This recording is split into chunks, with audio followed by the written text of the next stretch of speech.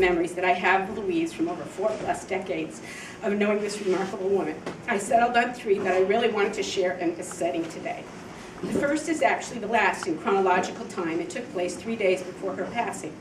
I was able to visit with her for a bit while she was in the hospital, and we shared a brief conversation, which of course at the time I didn't realize would be our last one. We talked jokingly about her needing to get well and out of the hospital as soon as possible, given that hospitals are terrible places to be when one is feeling sick. In trying to be upbeat and positive, I commented to her that hopefully, once the medications work, she would be feeling better, able to go maybe to rehab for a bit, and then back to her home. And then I said, wouldn't that be great? And she gave me what I can now only describe as a truly dreamy, very beatific smile, probably drug-induced, and responded, yes, that would be so nice.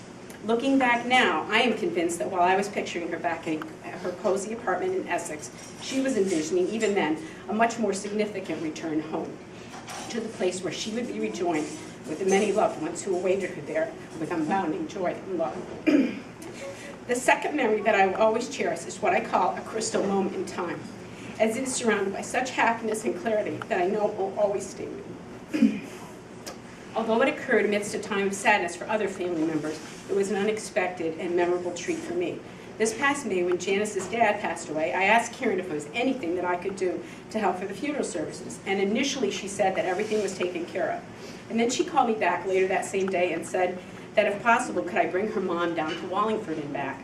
I jumped at the chance to spend one-on-one quality time with Louise, as I hadn't been able to do so in quite some time. Well, although we managed to get lost in Shelburne, yes I know, Shelburne, Vermont, I was telling Louise how much I hated Route 7 after driving it for 45 years, and she said she knew a shortcut. And by the end of the day, we had talked about, that's another story we won't get into. We found our way back to Route 7, suffice it to say. By the end of the day, we had talked about life and death and joy and sadness and of the many wonderful things of our joint past. And I felt totally at peace with the health of our relationship. That was her final lasting gift to me. The third memory was a challenge that Louise offered up to me on the occasion of my own mother's passing, and which I am now paying forward, as the movie title goes, to all of her children and grandchildren. After the service and the 2 eulogies that spoke of my mother's life and attributes, Louise came up to me, gave me a wonderful deep hug, and then looked me straight in the eye and said, well, Mary, that's a pretty tough act to follow. And all that I could say at that point was, yes, I know.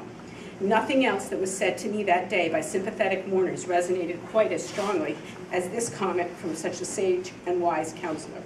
I know this because in the ensuing years, I have tried to embrace following that tough act with all that is good within me. We all now have that really tough act to follow in the invincible footsteps of yet another Louise Lynch. Nice, nice. Thank you, Mary.